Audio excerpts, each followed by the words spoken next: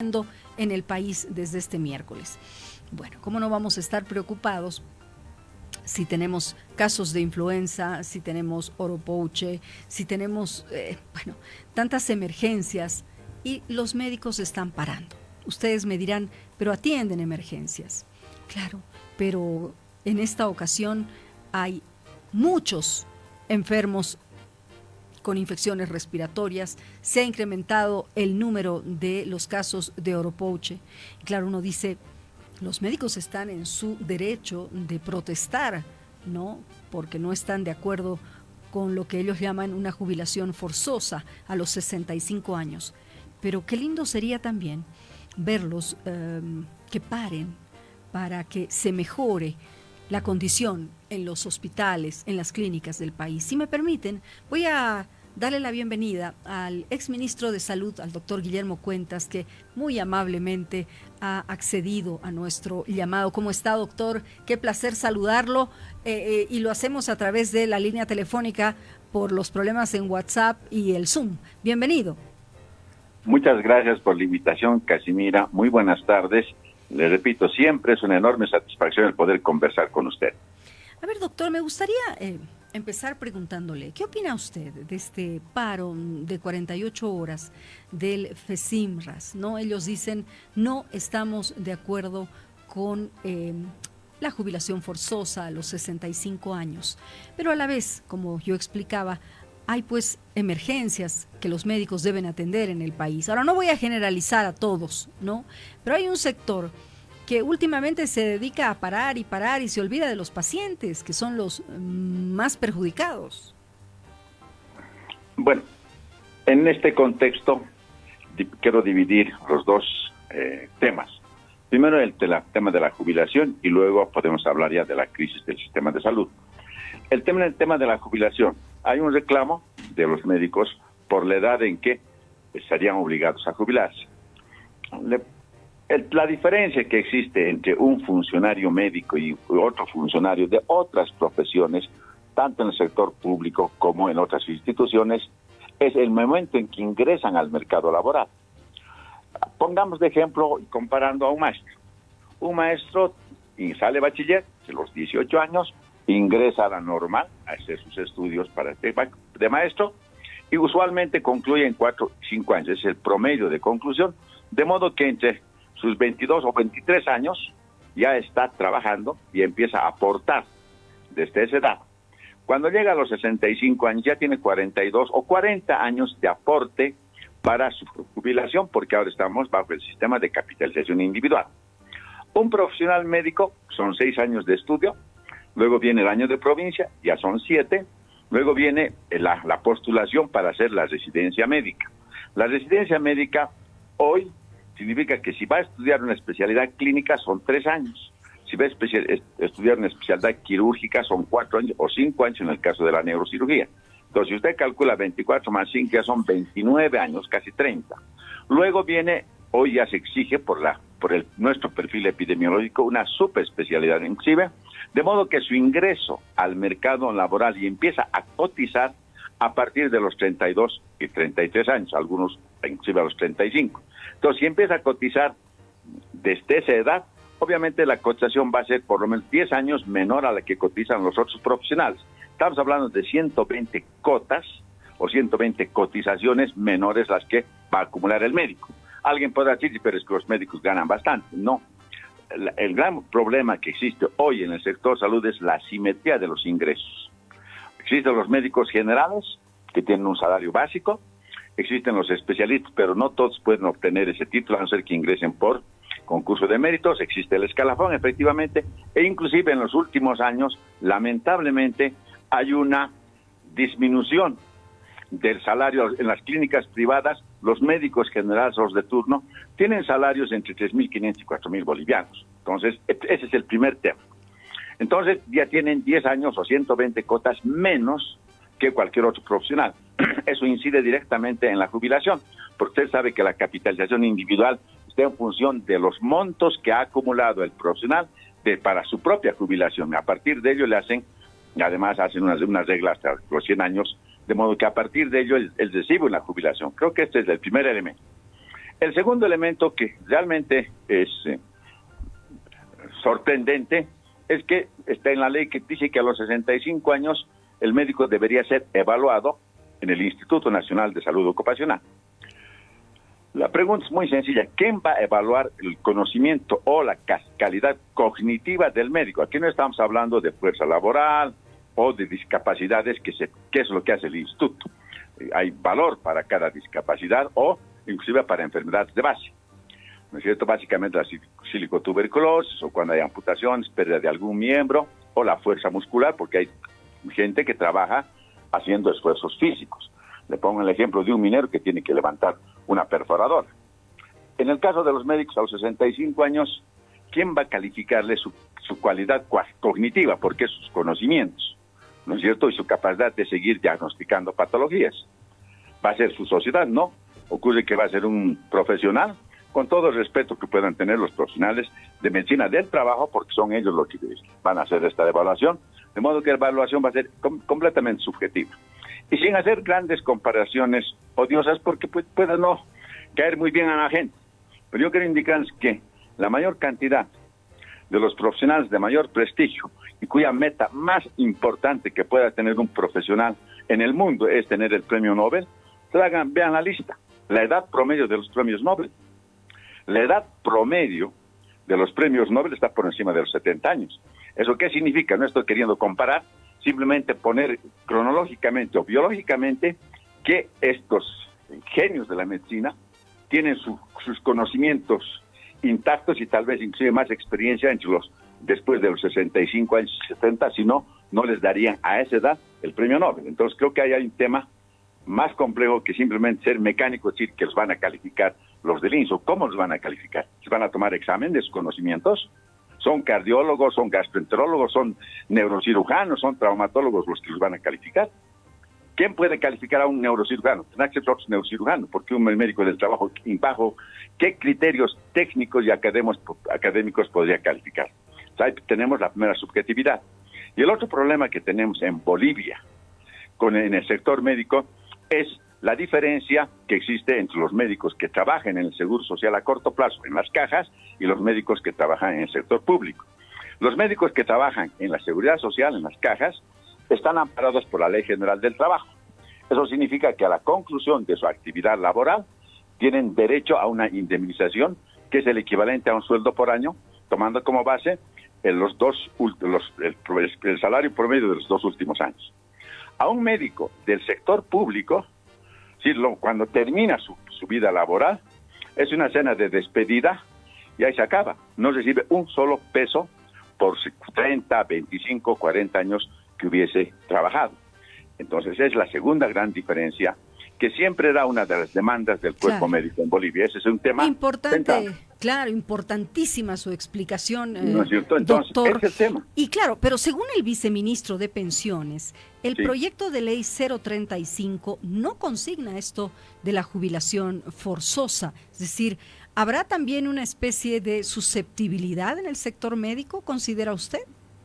Las susceptibilidades se eliminan cuando las frases son concretas, son exactas, porque no la gramática es clara. Cuando dice deberán es un término imperativo, ¿sí o no? O sea, deberán es un término imperativo, y además cuando plantean, mucho más aún, yo creo que es la parte más compleja, cuando plantean que cuando cumplan los 5 años serán evaluados, ¿no? Y además, ya realmente, si uno le genera una sonrisa, para disque precautelar la salud de los profesionales, por favor.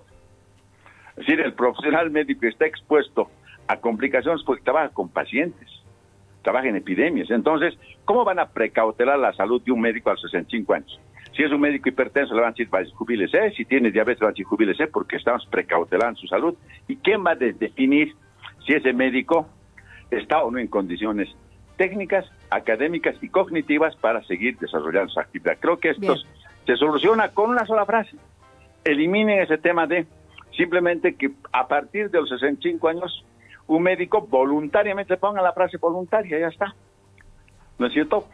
Podrá jubilarse o no hacerlo, pero la ley dice además que decida el médico. A partir de los 60 años. perdón, 58 años y 60 inclusive para las mujeres, me parece muy bien. Hay una disminución de la edad de jubilación de 1 año por cada hijo que tiene, como máximo 3. Entonces, estos enfoques o estas redacciones que tenemos en muchísimas normas en nuestro país generan este tipo de susceptibilidades. Y la respuesta no es entercarse, se negocia y se cambia. Está hablando de cambiar una frase que garantice que un médico después de los 65 podrá continuar trabajando, pero si él voluntariamente decide jubilarse, podrá hacerlo. Porque en el sector público, les repito, un médico que se jubila a los 65, al 70, se va con una cena de despedida. En el Seguro Social sí recibe una indemnización, un sueldo por año trabajado, calculando los 2 últimos años. Ese es el escenario en el que se encuentra. Ahora, cuando se plantean las medidas de presión, creo que a nadie le gusta, ni a los propios médicos, el que tener que recurrir a una medida de presión.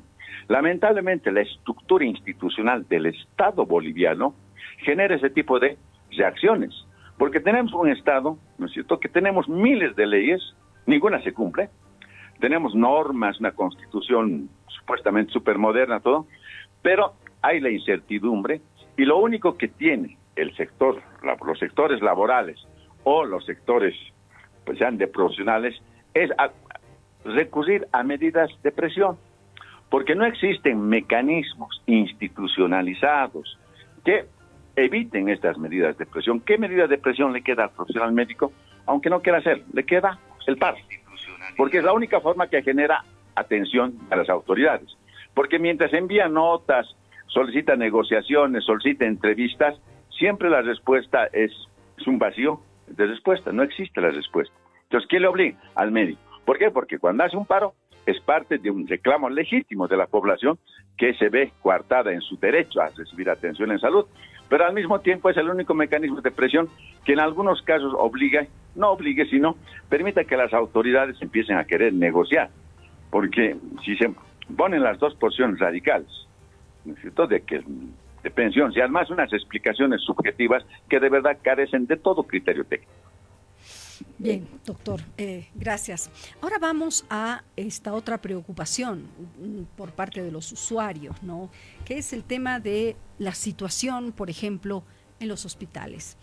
Sin ir lejos, el Hospital de Clínicas, yo ayer lo escuchaba en una entrevista en F10 Noticias, en el que usted decía que en el Hospital de Clínicas no se cambian camas hace más de 20 años. Imagínese la situación. ¿No se puede protestar para pedir un cambio de camas? ¿No se puede protestar para pedir mejores condiciones para los pacientes, doctor? Desde el año 72 o 73, el Colegio Médico tiene una posición, es decir, exigir que se construya un sistema universal de salud de acceso gratuito. O sea, no es una solicitud. Salió el Colegio Médico, en ese momento se llamaba la Confederación Médica Sindical de Bolivia. En 1972, están en todos los documentos, ya planteaba que se construya un sistema de acceso universal. Ahora, los médicos demandan casi un gran porcentaje de las demandas que hacen los médicos siempre es insumos, medicamentos, equipamiento. Y si ponemos de ejemplo el Hospital de Clínicas. El Hospital de Clínicas inició su construcción en 1913 y concluyó en 1930. Bueno, pasó, pero en ese momento todo el país, en todo Bolivia existía 2,5 millones de habitantes. Y en La Paz seguramente todo el departamento de La Paz existía entre 500 y 600 mil. Entonces se construyó un hospital de 500 camas que en ese momento era suficiente. Y si queremos, vengamos más adelante. El año 1992, en el censo que se hizo el año 92 durante el gobierno de Jaime Paz Zamora, Bolivia, todo el país tenía 6 millones de habitantes. Hoy posiblemente superemos los 12 millones. Pero en ese año, el año 92, ¿cuántas camas tenía el Hospital de Clínicas? 400. ¿Cuántas camas tiene hoy día? Las mismas. Entonces, tenemos que tener en cuenta que la gobernación, por ejemplo, es la responsable de la infraestructura, del equipamiento, de la administración de hospitales de tercer nivel. En el departamento de La Paz hay un hospital de tercer nivel de referencia departamental, el Hospital de Clínicas, conocido por todos. La pregunta es, en los últimos, desde que se promulgó la ley de participación popular en el 97, o si quiere, desde la ley Andrés Ibáñez, de hace más de 6 años, ¿qué gobierno departamental ha hecho algo por el Hospital de Clínicas? ¿Qué hacen los gobiernos departamentales? nombrar a dedo a los ejecutivos. Dígame, ¿cuántas camas se ha incrementado en el hospital de clínicas? Hablamos de emergencias. Se ha aumentado un pequeño servicio. Entonces, esos son temas. El otro elemento, ¿por qué hay tantas colas, independientemente si existe o no exista huelga? El tema es de los servicios. La calidad, la cantidad de profesionales médicos asignados a cada servicio o a cada especialidad es insuficiente. Por eso el hospital de clínicas, siendo el más grande del departamento de La Paz y de referencia inclusive nacional, tiene un trabajo de servicio completo durante las 6 horas, que son las de 8 a 2 de la tarde. Y en la tarde, a partir de las 2 de la tarde, ya no se atiende más. ¿Por qué no se atiende? Porque el médico no quiere atender, no, porque no hay más recurso humano. Entonces, no hay recurso humano, ¿no es cierto? Tenemos, ¿cuántos quirófanos tiene el hospital de clínicas? ¿Y cuántos están funcionando normalmente? A veces funcionan la mitad de los quirófanos, y hablamos del hospital de clínicas. ¿Por qué? Pues los equipos de anestesia no están mal, no están bien, etcétera, y en la tarde solamente se hace cirugías de emergencia, porque no hay cirugías programadas por la falta de equipamiento. O sea, el hospital de clínicas con 400 camas debería tener cerca de 1,000 profesionales médicos, porque es de tercer nivel, para que funcione no solamente emergencias las 24 horas, habría que triplicar el tamaño de la emergencia. Entonces me dicen, propuesta, no vamos a arreglar hoy día una crisis estructural, pero deberían estar pensando, le pongo un ejemplo, se está terminando ya de construir el Instituto de Gastroenterología aquí en la ciudad de La Paz, ¿no es cierto? En la Zabaleta, ¿sí o no? Va a ser un lindo instituto, 200 camas. Entonces, inmediatamente terminé que el actual Instituto de Gastroenterología, que no va a funcionar, que toda esa infraestructura se convierte en servicios de emergencias. Le está poniendo una idea que debería ser discutida. No quiero ya plantear como la única solución. Pero ese es el tema. Y el otro tema, Casimira, que es más profundo. El perfil epidemiológico de Bolivia ha cambiado. Pero la estructura del ministerio, la estructura de los sedes, siguen bajo la lógica del perfil epidemiológico de hace 25 años. O sea, su estructura, la institucional, el modelo de gestión, es un modelo de gestión para un antiguo perfil epidemiológico que se ha superado con el tiempo. Porque, por ejemplo, hoy, ¿cuáles son las principales causas por las que demanda atención médica a la población? Por las que se enferma y se muere. Las enfermedades cardiocirculatorias, infarto, y segundo, las enfermedades oncológicas. Usted sabe que por eso hay tanta demanda, las neoplasias, las infecciones urinarias, o sea, estas patologías que en el pasado no representaban más que del 20 o 25% del total de enfermedades, hoy el 75% del total de enfermedades en Bolivia está dada por esta enfermedad. Y la infraestructura, equipamiento, todo no responde a este perfil epidemiológico, ni siquiera al perfil demográfico. El perfil demográfico ha cambiado. O sea, si no analizan el perfil demográfico, el perfil epidemiológico, para construir políticas públicas de salud, siempre vamos a estar en este enredo hoy, de aquí a 5 años, de aquí a 10 años. No quiero entrar ya en temas más precisos como el gasto per cápita en salud. ¿Cuánto gasta el Estado boliviano en salud por cada uno de los 11 millones que somos ahora? Tal vez seamos 12. ¿Cuánto? Datos del 2024, presupuesto 2024 del Ministerio de Economía y Finanzas. $307 per cápita. Si dividimos el total del presupuesto y lo dividimos en el número de bolivianos. ¿Cuánto gasta Uruguay? Datos del 2018 del Uruguay. $1,500 per cápita. Chile le sigue con 1,300. Brasil con 1,200. ¿Cuánto es el promedio sudamericano? $800 per cápita. En promedio, en Sudamérica, cada estado gasta en cada uno de sus habitantes para proteger su salud y curar sus enfermedades $800. ¿Cuánto se gasta en Bolivia? 300. Entonces no podemos pedir un sistema de salud que con $300 tenga la misma calidad y capacidad que un sistema que gasta 1,500. Claro. Si tuviéramos que gastar el promedio sudamericano, estamos hablando que deberíamos tener un presupuesto de $9,600 millones por año. Si ese presupuesto representa más del 20% del PIB, porque nuestro PIB es el más pequeño de Sudamérica. Imagínese. Por eso es importante esperar lo que nos va a decir el Censo de Población y Vivienda, doctor. Ojalá que las autoridades se pongan la mano al pecho y realmente cambien las condiciones. Efectivamente, ¿y sabe qué va a pasar con el censo? Le puedo asegurar y apostar un café. La población mayor de 60 años se va a incrementar. Probablemente estemos ya cerca del 10% en la población mayor de 60 años, que es la que demanda más atención tiene enfermedades crónicas, especialmente estas últimas que están cardiorrespiratorias, metabólicas, diabetes, insuficiencia renal, etcétera, y vamos a disminuir la población menor de 14 años. Estamos en 31%, bajó 10 puntos entre censo y censo, seguramente hoy vamos a estar entre 27 y 28%. Todavía tenemos un perfil demográfico más o menos, pero han cambiado las características, ya no es esa pirámide de base ancha. No nos comparemos con Chile. En Chile el 25% de la población es mayor de 60 años, pero ellos construyen su modelo en función a su perfil demográfico y a su perfil epidemiológico. Acá en Bolivia no se han construido las políticas públicas en los últimos 20 años, ni en función del perfil demográfico, ni en función del perfil epidemiológico. Son tareas esquemáticas, rutinarias que se hacen, todos el mismo programa. Programa A, programa B, y estamos en esa situación. Aún porque en el tema más sencillo de vacunas.